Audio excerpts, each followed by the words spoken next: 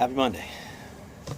So the idea was raised last week about making some videos and doing some story time. And I agreed that would be a good idea. And I thought I'd try to start out with a little bit of, when we were exchanging stories, I made the statement that we must have grown up in a similar manner. So I thought I'd talk about growing up. And full disclosure, I got some notes here because, well, let's just say I talk for a living, and if I don't have something to keep me on something of a track, I'll go on a little too long. So let's just say that I grew up kind of on a farm. Now, I don't want to insult farmers because farmers work hard, and we did not have a farm per se. We had animals. We had pets that sometimes we ate.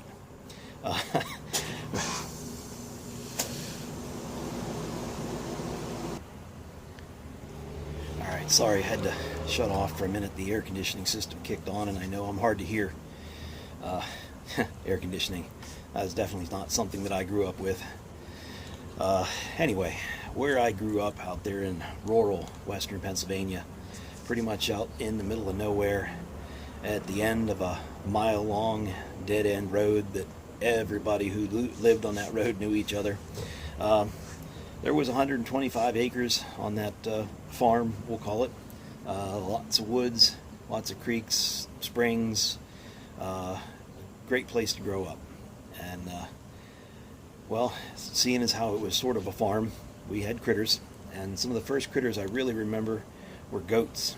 And I don't know, we probably had other animals before with them, but I don't know, maybe they're the gateway animal.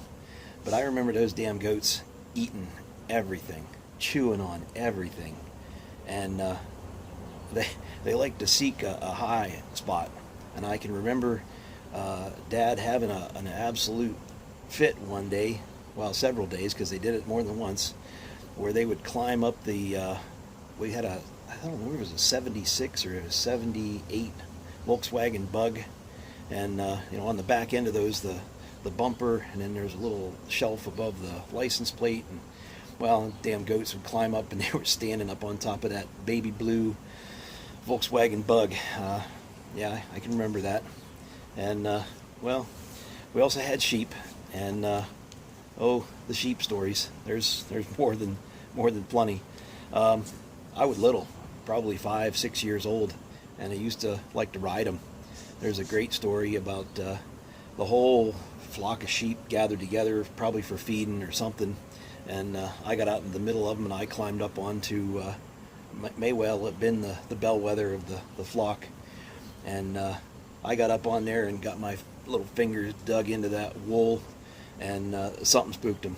Out across the field they went, me on the back of there trying to hold on for my 8 seconds, and I don't think I made it.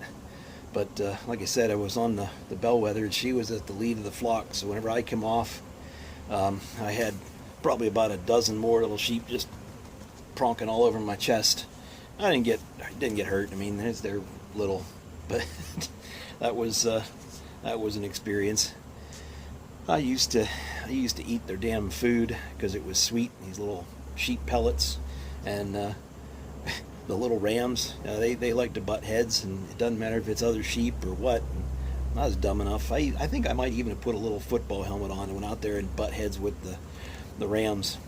Now they were sheared for the wool, and well, once they'd reached their point, that they were also skinned for the hides, and we used those. Tell you what, nothing better on a motorcycle seat for cushion and comfort than a true, honest-to-goodness lamb's wool hide. There's also the practice of banding sheep, and if you don't know what that is, it's practiced on the males, and that was one of the ways the old man used to try to keep me in line, was threatening me with that sheep bander. It was a little tool that would spread these tight little tough rubber bands, and I never wanted that done to me. Oh, we had chickens for the eggs, and of course, to eat. Now, if you've ever heard that phrase, running around like a chicken with your head cut off, I learned that one early. We had my grandfather's sister, my dad called her Aunt Mary, staying with us for a short time one summer, and she was an old hunky gal, and boy could she cook. And she decided to make us chicken dinner. So one of the old layer that wasn't really producing much come down, and a hatchet was procured at the end of a log because we had plenty of firewood laying around, and she proceeded to lop the head off of that chicken just like nothing, and well, it got loose, and sure, I mean, it was not running around in big circles, but it was running around there in the yard, and the blood coming out, and I think I might have been out there chasing it, laughing.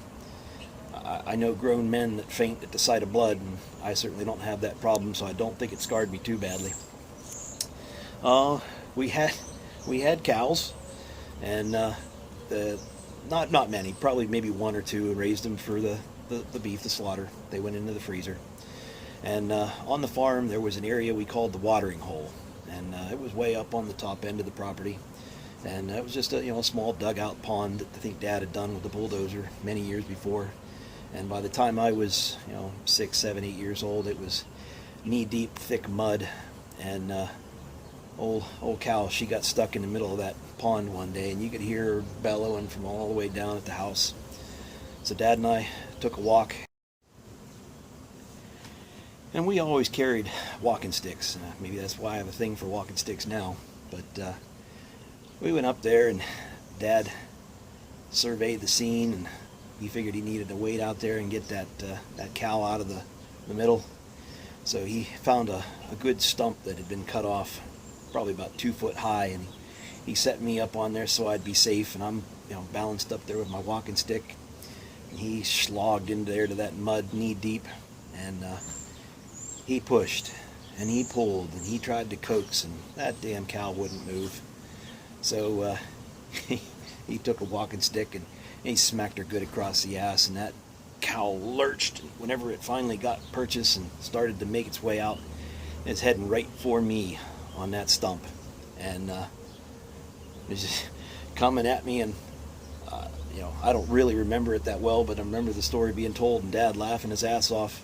I took my walking stick and I come back, and I swung for the fences, hit that cow right between the eyes.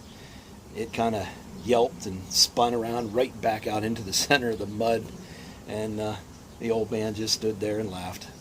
That was one of our good cow stories.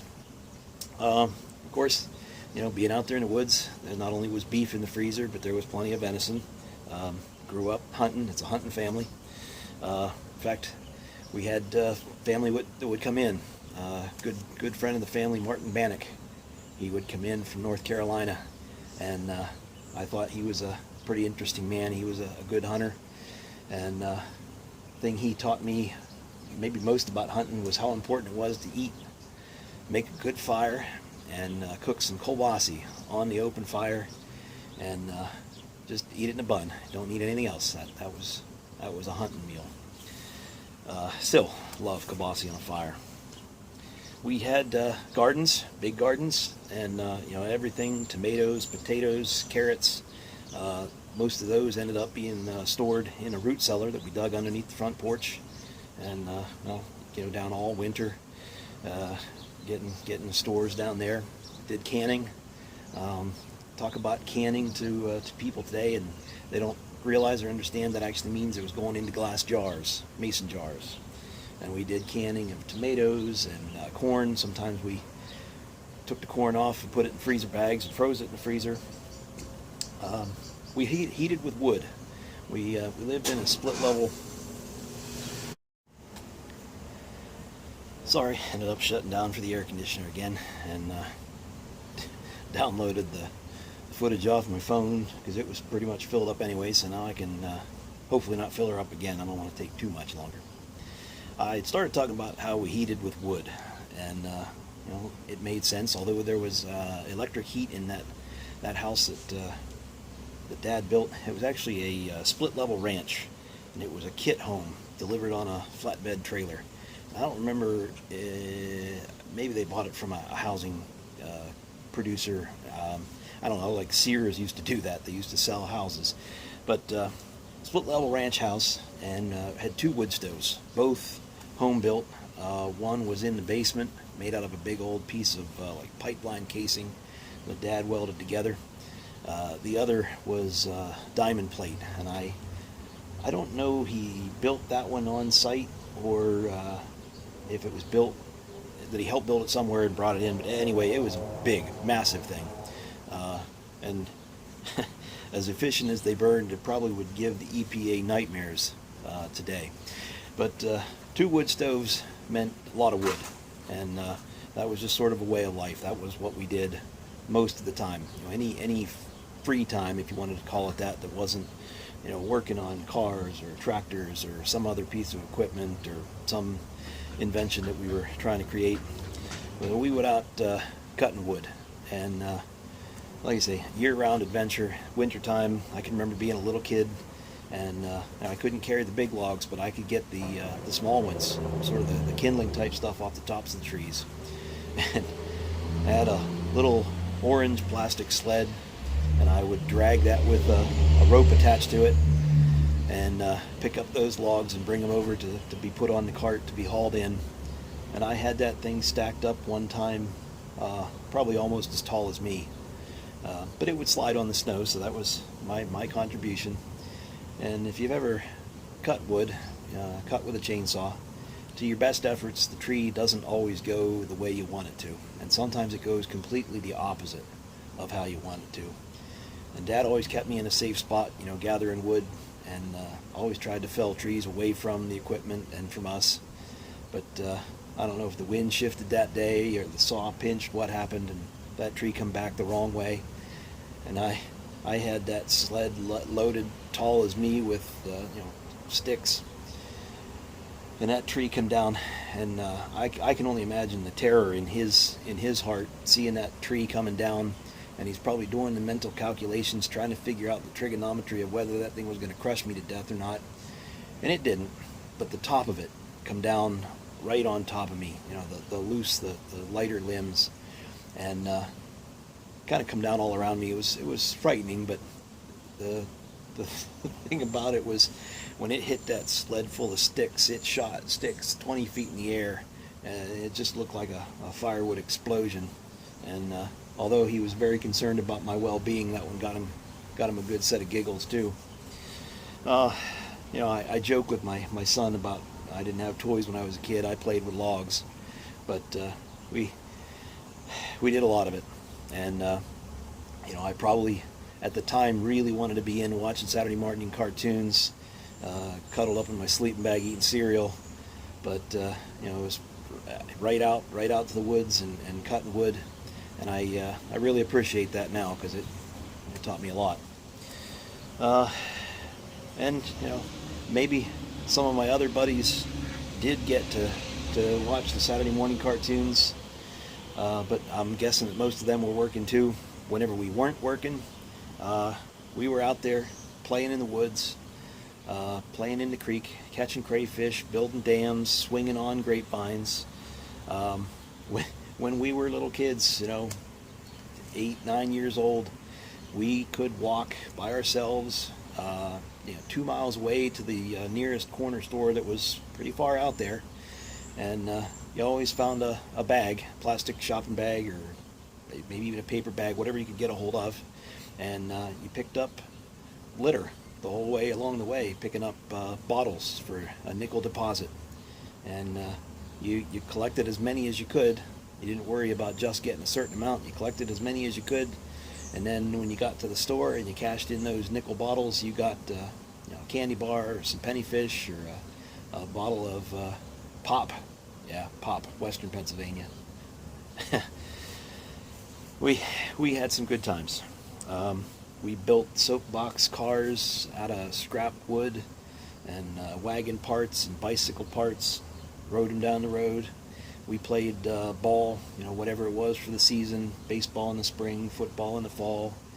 It was a good way to grow up, and I wish I was able to give that to my son now.